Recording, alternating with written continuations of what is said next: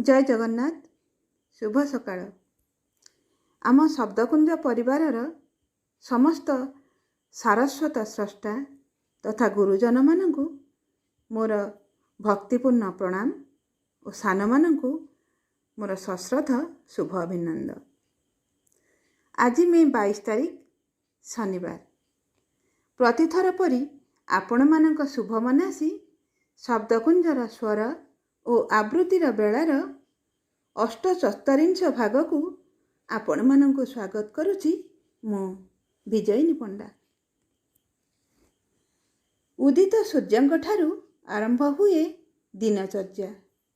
दिन तमामर अलसपण को प्रतिहत करी जेउठी बहुताए स्नेह और प्रेमर फल्गु सेई तो आम शब्दकुंज।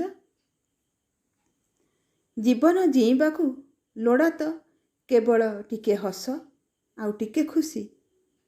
बंधुगण, ए जीवन बहुत सरल किंतु आमे माने ताकू जटिल करि देइथाउ। दुख समस्तंकर अछि, विषाद आसीब ही आसीब, किंतु आमे बारंबार आम भावना भितर को टाणी आनी आम मन भितरे प्रशस्त जागा देइथाउ। जहा भवितव्य ताहा अवश्य घटिब।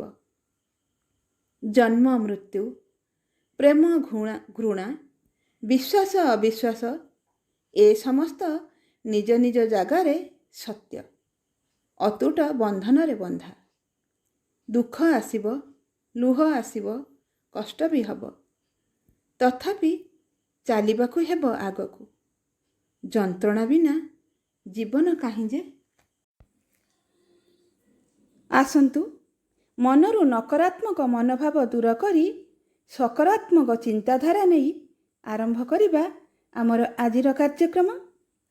गत थर भाग नैथिबा समस्त सारस्वत स्रष्टा माने हेले सुषमा नायक, दुर्योधन बारिक, रंगलता नायक, सुजित मिश्र, शिशिर हाजिरा, लक्ष्मीधर महाराणा, नरोत्तम पात्र, विजयिनी पंडा, कार्तिक सेठी, राजेश्वरी पंडा, संगीता बारिक, धनेश्वर दास, दिव्य प्रकाश, सुद्रुमा पंडा, परेशचंद्र दास, संतोषिनी दास, शरद कुमार प्रधान, ताप्तिमयी पंडा मिश्र। समस्त सृजनानुरागी बंधु को हृदयरु धन्यवाद अर्पण करुछि। समस्तंक सहयोग बिना शब्दकुंजर परिकल्पना करिबा निरर्थक। आपण मानंक शब्दर समाहार रे से तो टिकी चढ़ईटिए। आसंतु साहित्यर टिकी टिकी शब्दर रंग रे रंगेई देबा ता डेणाकू। आपण मानंक सहयोग रे से चालुची आउ चालुथिबो आगकू। किछि वास्तव आउ किछि कल्पनाभिलाषी मन नहीं आम शब्दकुंज चालू थाउ। एमती आम संगरे चालू थाउ। धन्यवाद। जय जगन्नाथ।